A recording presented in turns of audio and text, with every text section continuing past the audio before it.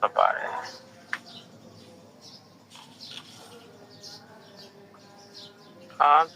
3ညဖြစ်လို့3ရက်အတွင်းမှာ3ည5ခွန်ပါတယ်3ည5ခွန်ပရိဆိုတော့ဒီမှာ2 5ထွက်ပါတယ်နောက်ဒီမှာဒီတစ်ချိန်ကတော့3ည5ခွန်ပရိတော့ထွက်တယ်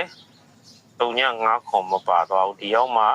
အတွက်တယ်เนาะအဲ့တခုပဲအဲ့တော့ကျွန်တော်တို့ကပေးရတဲ့အကြောင်းအရာအဲ့ဒါကြောင့်ပါဒီမှာ3ညဖြစ်လို့3ည5ခွန်ပါတယ်3ည5ခွန်ပရိဒီနှစ်ပြန်ကိုတစ်ချိန်စီပါပြီเนาะအဲ့ဒါလေးပေါ့အဲ့တော့ကျွန်တော်တို့ကအဲ့ဒါဆိုရင်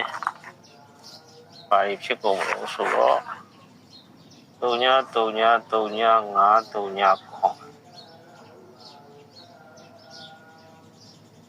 5 5 3ည5နှစ်ခွန်3ခွန်8ခွန်3ညဆိုပြီးတော့အဲ့ဒီကောင်ကတော့အဲ့လိုဖြ